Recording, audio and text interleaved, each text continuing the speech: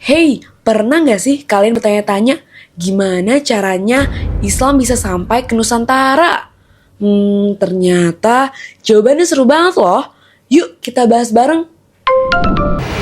Bismillahirrahmanirrahim. Assalamualaikum warahmatullahi wabarakatuh. Waalaikumsalam warahmatullahi wabarakatuh. Selamat siang teman-teman. Siang, Bu.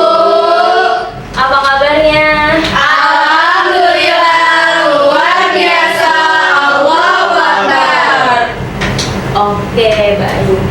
Sebelum memulai pelajaran kita berdoa terlebih dahulu. Angkat tangannya semua. Doa sebelum belajar. Bismillahirrahmanirrahim. Rabbi zidni ilma warzuqni fahman. Amin. Oke, hari ini kita akan belajar tentang sejarah kebudayaan Islam yang bermateri di bab 4, Kerajaan Islam Awal di Indonesia. Tujuan kita belajar kerajaan Islam di awal di Indonesia yaitu yang pertama agar kita bisa memahami dan mengenali kerajaan-kerajaan yang ada di Indonesia. Yang kedua, menumbuhkan rasa cinta tanah air dan semangat juang. Yang ketiga, mengambil pelajaran dari masa lalu. Oke, dari sini hari ini kita akan menggunakan metode konvergensi, yaitu gabungan dari passive learning dan active learning. Yang dimana passive learningnya presentasi dan kalian nanti akan ditampilkan dengan menonton video. Yang kedua, metode active learning, yaitu nanti di akhir pembelajaran kita akan mengadakan kuis. Oke, kita masuk ke materi. Pendahuluan, Islam mulai masuk ke Indonesia sekitar abad ke-7 hingga ke-13 Masehi melalui jalur perdagangan.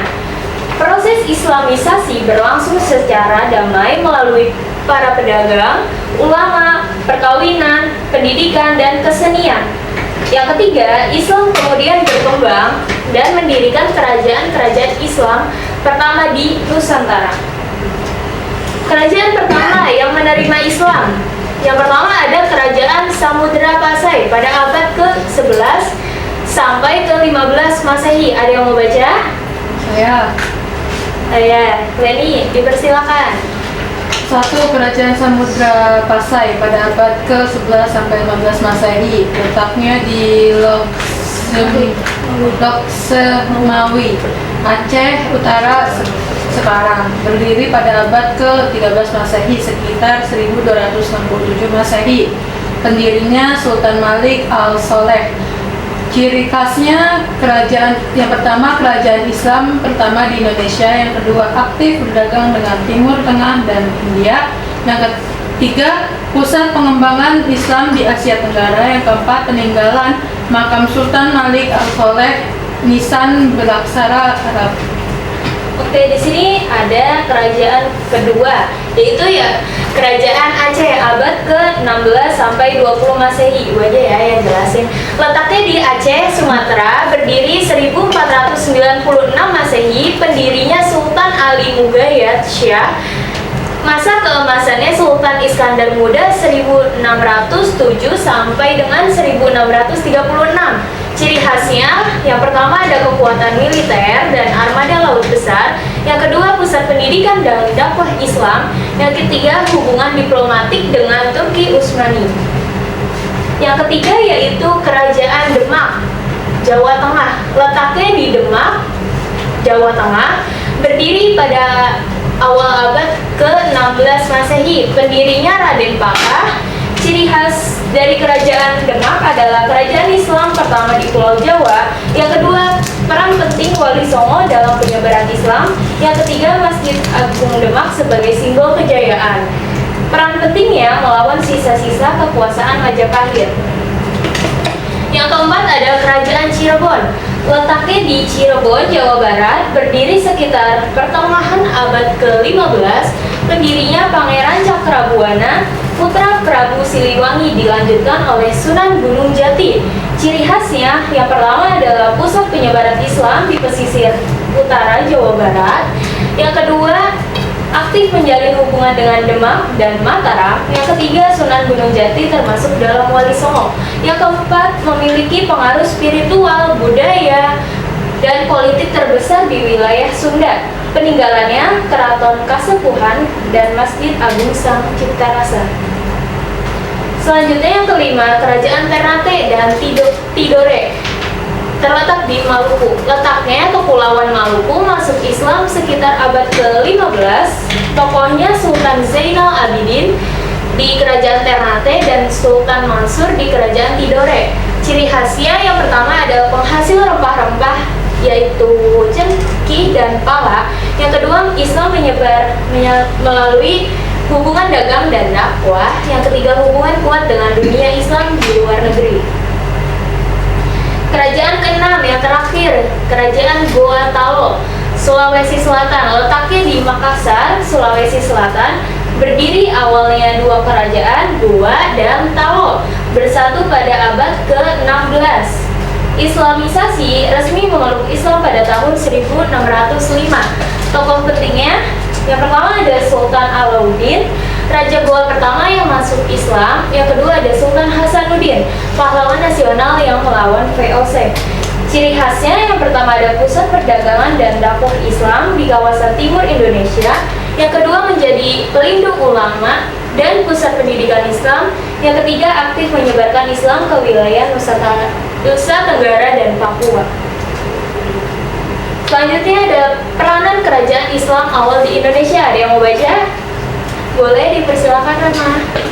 Peranan kerajaan Islam awal di Indonesia.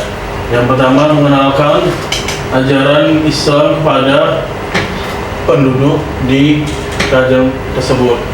Yang kedua adalah memudahkan transaksi perdagangan dengan para pedagang dari kawasan Timur Tengah. Yang ketiga adalah mengubah budaya upeti yang banyak digunakan di zaman kerajaan sebelumnya. Yang keempat adalah menciptakan tata kehidupan baru yang lebih sesuai dengan apa yang ada pada ajaran Islam. Oke, baik. Terima kasih ya, Mas. Ya, sama. Selanjutnya kita akan menonton video agar kalian lebih paham lagi. Hey, pernah nggak sih kalian tanya-tanya gimana caranya Islam bisa sampai ke Nusantara? Ternyata jawabannya seru banget loh. Yuk kita bahas bareng.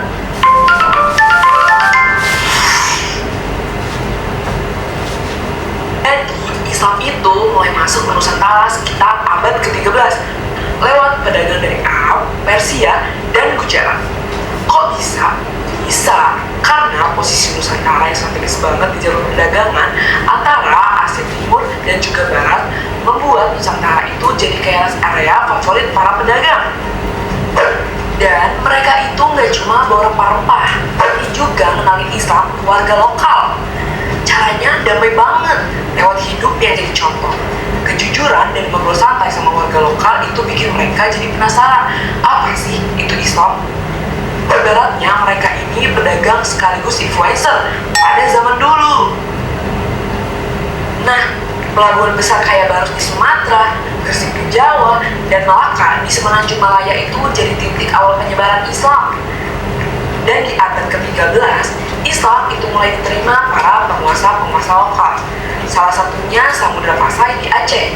Kerajaan Islam pertama di Indonesia yang didirikan Sultan Malik As-Saleh.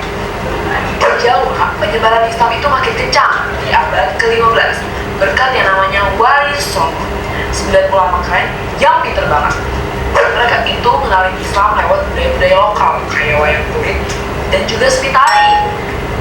Nah, jadi Islam itu masuk pelan-pelan tanpa menghapus budaya-budaya asli kita. Cerdas banget kan? Samudra Pasai, kerajaan Islam pertama di Nusantara yang didirikan di Aceh pada tahun 1267 oleh Sultan Malik As-Saleh. Kerajaan ini jadi pusat perdagangan internasional dan penyebaran Islam di bawah Sultan Mahmud Malik Az-Zakir.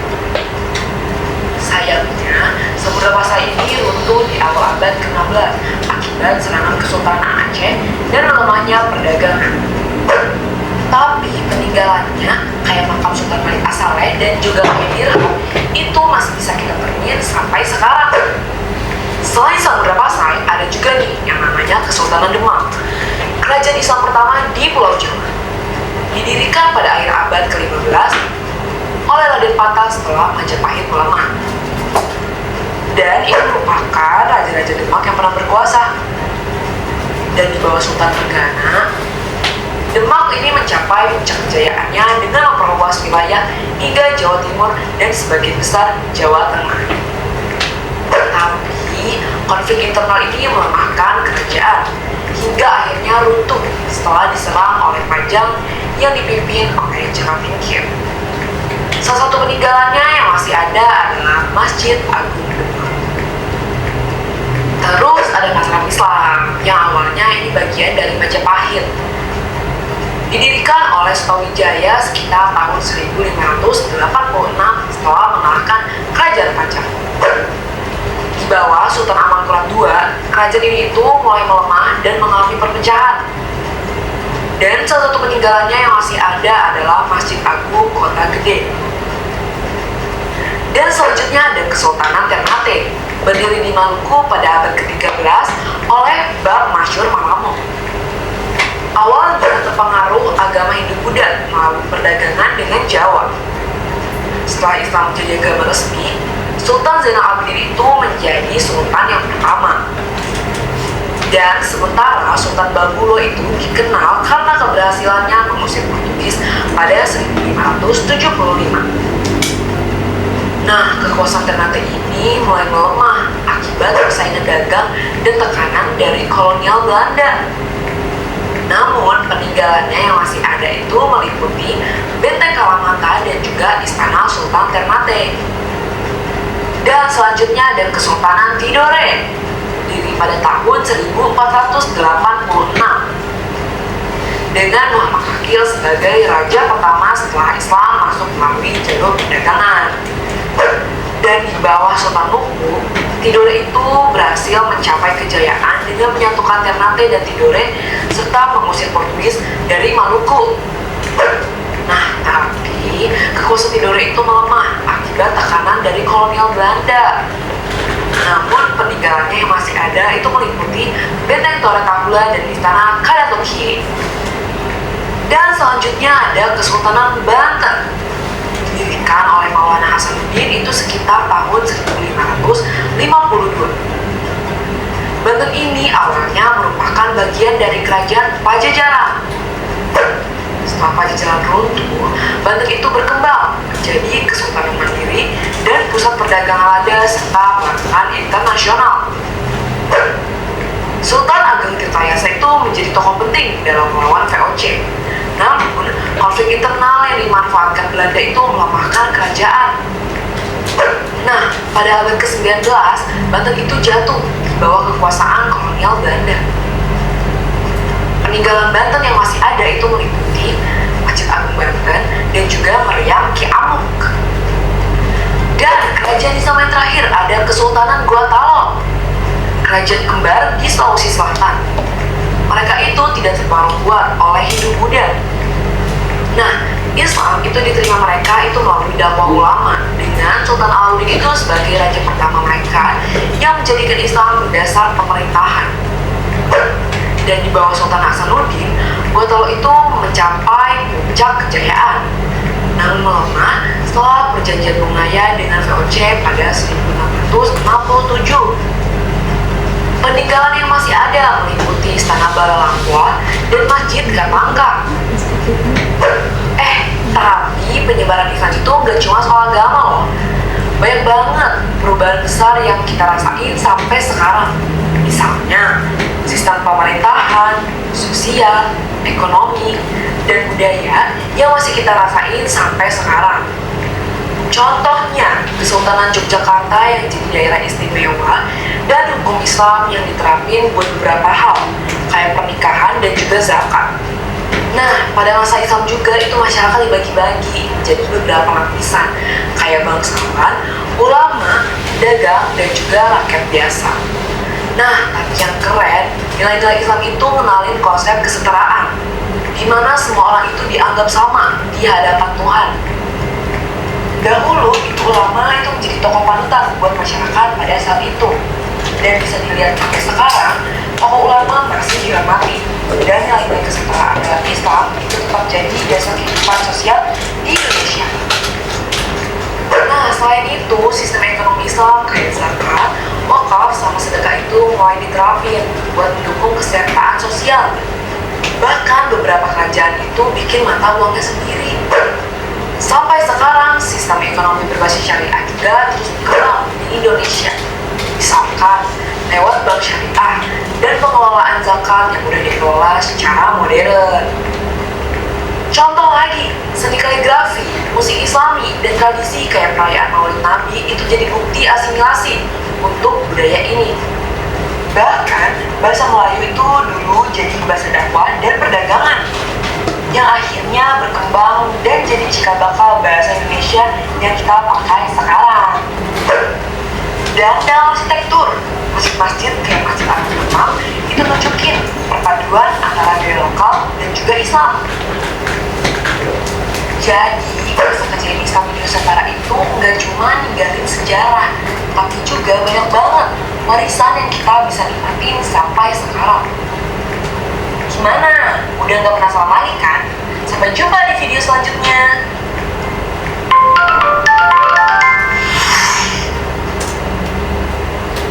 Oke, pada ngantuk semua ini ya. Ayo kita tepuk semangat dulu ya biar gak ngantuk. Tahu kan di mana? Tahu. Ayo tepuk semangat. Semangat.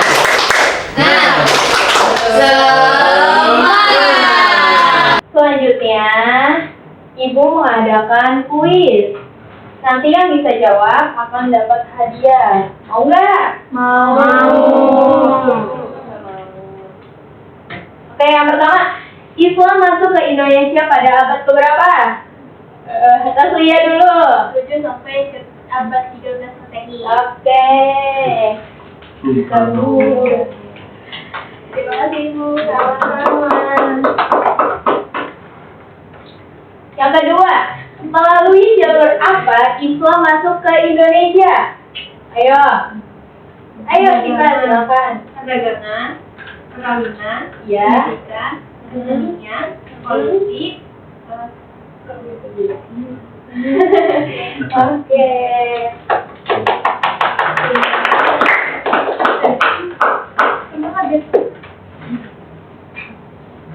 Yang ketiga, kerajaan pertama Islam bernama apa?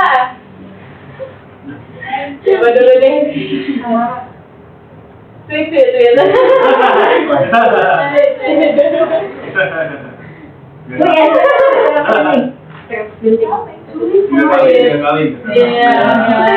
Apa tuh yang pertama? Samudra Pasai. Iya betul.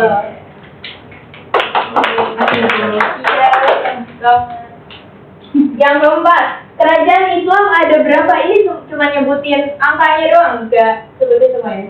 Iya, tambahnya ada 6.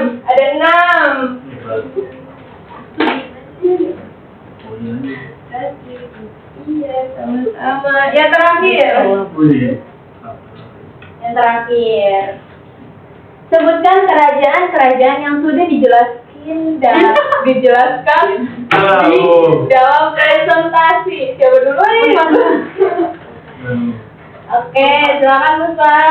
Yang pertama ada Kerajaan Samudra Pasai pada abad ke-11 sampai 15. Iya. Yang kedua ada Kerajaan Aceh pada abad ke-16 sampai 20. Iya. Yang ketiga ada Kerajaan Demak dari Jawa Tengah pada abad ke-16. Yang keempat ada Kerajaan Cirebon dari Jawa Barat pada pertengahan abad ke-15. Yang kelima ada Kerajaan Ternate dan Tidore di Maluku pada abad ke-15. Dan terakhir ada Kerajaan Gorontalo di Sulawesi Selatan pada abad ke-Gorontalo di daerah Sulawesi Selatan pada abad ke-16.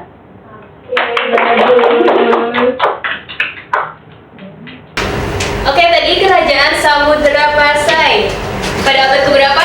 11. Samudra Pasai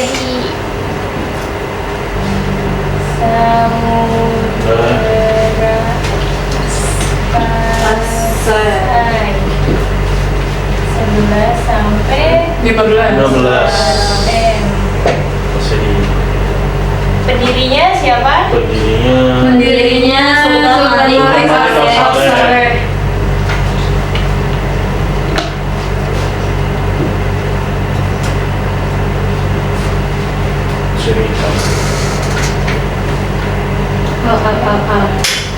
Al Saleh. ciri khas kerajaan Islam waktu Indonesia. Yang kedua, kerajaan apa yang kedua? Aceh. Kerajaan Aceh. Dari abad ke-16 sampai 20. 20.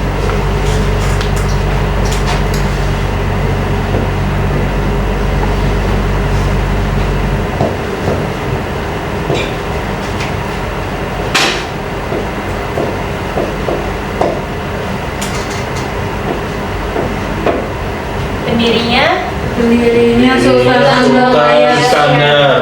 Sultan Iskandar Muda. Muhayyad Syah. Sultan Ali. Itu masa kemasannya. Kalau pendirinya Oh, Sultan Oh iya. Ali Muhayyad.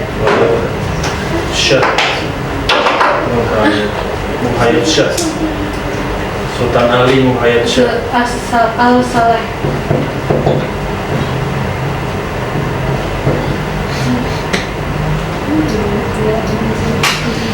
Ali Muhayyad Syah.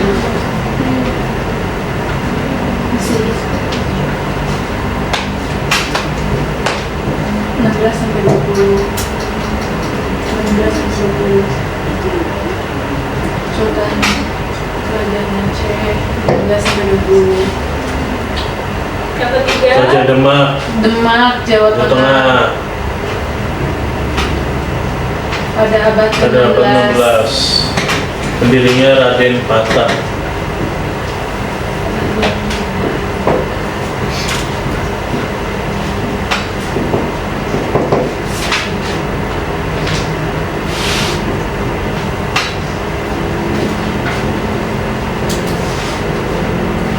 yang keempat, Kerajaan Cirebon Cirebon. pada abad ke-15. Pendirinya Pangeran Cakra. Prabuwana Putra Siliwangi dan oleh Sunan Gunung Jati.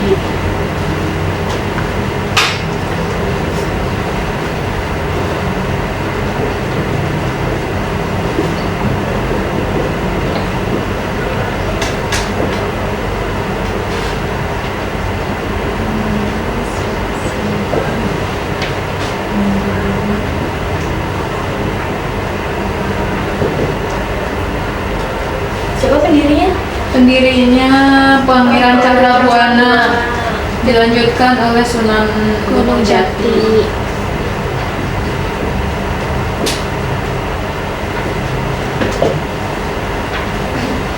Yang kelima, Kerajaan Ternate dan Tidore.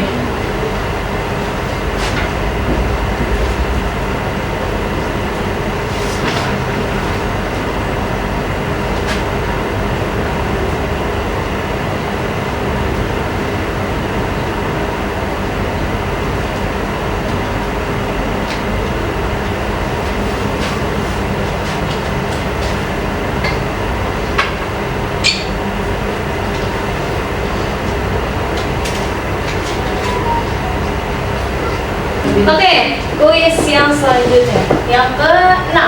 Kuis yang ke-6.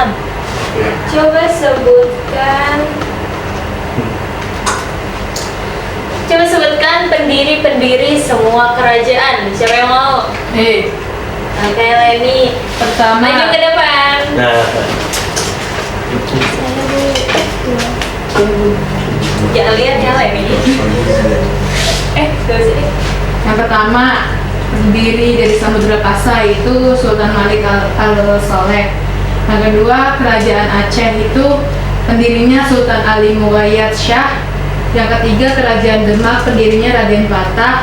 Yang keempat, kerajaan Cirebon, pendirinya Pangeran Cakrabuana. Yang kelima, kerajaan Ternate dan Tidore, itu pendirinya Sultan Zainal Abidin dan Sultan Mansur. Yang keenam, ada kerajaan Gowatalo, pendirinya Sultan Alauddin. Oke. Kesimpulan dari pelajaran hari ini yaitu kedatangan dan penyebaran Islam di Nusantara adalah salah satu babak paling transformatif dalam sejarah Indonesia. Bukan hanya mengubah keyakinan spiritual masyarakat, tetapi juga secara fundamental membentuk sistem politik, ekonomi, sosial, dan budaya yang kita kenal hingga kini. Kerajaan-kerajaan Islam awal seperti Samudra Pasai, Kerajaan Gowatalo, dan Kesultanan Aceh Darussalam bukan sekedar entitas kekuasaan, mereka adalah pusat peradaban, perdagangan, dan pendidikan Islam yang dinamis. Melalui jaringan perdagangan, pernikahan, pendidikan, dan dakwah yang cerdas, Islam mampu berintegrasi dengan budaya lokal dan tumbuh subur. Warisan dari kerajaan-kerajaan ini sangatlah kaya, meliputi arsitektur megah, karya sastra yang mendalam, sistem hukum, serta nilai-nilai keagamaan dan sosial yang menjadi pilar identitas bangsa Indonesia. Memahami sejarah kerajaan Islam awal membantu kita mengapresiasi keragaman dan kekayaan budaya Indonesia saat ini. Mungkin itu saja yang bisa Ibu sampaikan untuk hari ini. Ibu harap kalian mengingatnya dan tidak melupakan sejarah. Kita tutup pelajaran ini dengan membaca hamdalah. Alhamdulillahirobbilalamin. Oke, sekian dari Ibu. Wassalamualaikum warahmatullahi wabarakatuh.